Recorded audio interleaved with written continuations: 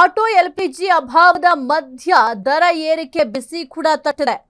Auto LPG ಅಭಾವದ ಮಧ್ಯೆ ಈಗ ದರ ಏರಿಕೆ ಬಿಸಿ. ಹುಬ್ಬಳ್ಳಿಯಲ್ಲಿ ಹೈರಾಣಾದ ಆಟೋ ಚಾಲಕರು.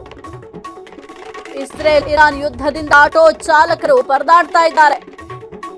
ಆಟೋ ಬಂಕ್ಗಳ ಮುಂದೆ ಎಲ್ಪಿಜಿಗಾಗಿ ಕಾಯುವ ಸ್ಥಿತಿ ಬಂದಿದೆ. ಹುಬ್ಬಳ್ಳಿ ಗೋಕುಲ ರೋಡ್ ಬಳಿಯ ಬಂಕ್ ಮುಂದೆ ಕ್ಯೂ ನಿಂತಿದ್ದಾರೆ.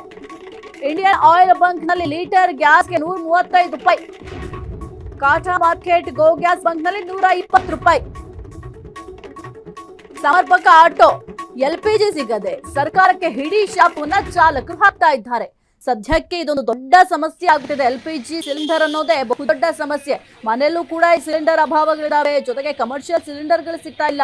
ಅದರ ಜೊತೆಗೆ ಆಟೋ ಚಾಲಕರು ನಮ್ಮ ಜೀವನವನ್ನ ನಾವು ನಡೆಸೋದು ಹೇಗೆ, ಬಹಳ ಕಷ್ಟ ಆಗ್ತಾ ಇದೆ. ಒಂದು ಎಲ್ಪಿಜಿ ಒಂದು ಗ್ಯಾಸ್ ಸಿಗದೆ ನಾವು ಪರದಾಡ್ತಾ ಇದ್ದೀವಿ. ಆದ್ರೆ ಸರ್ಕಾರಕ್ಕೆ ಇದು ಯಾವುದು ಕೂಡ ಕಾಣಿಸ್ತಾ ಇಲ್ವಾ? ಅಟ್ಲೀಸ್ಟ್ ನಮಗೆ ಒಂದು ಸಹಾಯವನ್ನಾದ್ರೂ ಮಾಡಬೇಕು, ಧನ ಸಹಾಯವನ್ನ ಮಾಡಬೇಕು ಅಥವಾ ಪ್ರೋತ್ಸಾಹ ಧನವನ್ನ ಕೊಡಬೇಕು ಅಂತ ಆಟೋ ಚಾಲಕರು ಸಾಕಷ್ಟು ಬಾರಿ ಮನವಿ ಕೂಡ ಮಾಡ್ಕೊಂಡಿದ್ದಾರೆ. ಇನ್ನು ಹುಬ್ಬಳ್ಳಿಯಲ್ಲಿ ನೀವು ಗಮನಿಸ್ತಾ ಇದ್ದೀರಾ ದೃಶ್ಯಾವಳಿಯಲ್ಲಿ ಯಾವ ರೀತಿ ಆಟೋಗಳು ಸಾಲುಗಟ್ಟಿ ನಿಂತಿದೆ, ತಳ್ಕೊಂಡು ಹೋಗ್ತಾ ಇದ್ದಾರೆ. ಬೇರೆ ಆಪ್ಷನ್ ಇಲ್ಲ. ಈಗ ಎಲ್ಲಿ ಆ ಒಂದು ಗ್ಯಾಸ್ ಸಿಗತ್ತಾ ಅಲ್ಲಿ ಹೋಗಿ ಫಿಲ್ ಮಾಡಿಸ್ಕೊಳ್ಬೇಕು. ಇಲ್ಲ ಅಂತಂದ್ರೆ ಬೇರೆ ಆಪ್ಷನ್ ಇಲ್ಲ, ಬೇರೆ ಕಡೆ ಹೋಗ್ಬೇಕಾಗುತ್ತೆ. ಬೇರೆ ಕಡೆ ಸಿಕ್ಕಿದ್ರೆ ಸಿಗಬಹುದು, ಇಲ್ಲದಿದ್ರೆ ಇಲ್ಲ.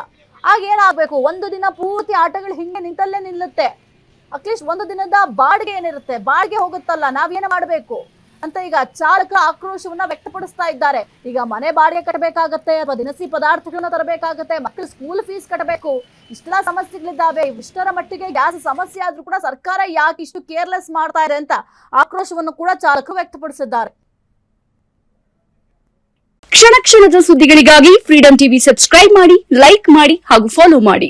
ಹೊಸ ಸುದ್ದಿಗಳ ನೋಟಿಫಿಕೇಶನ್ಗಾಗಿ ಬೆಲ್ ಐಕಾನ್ ಮೇಲೆ ಕ್ಲಿಕ್ ಮಾಡಿ.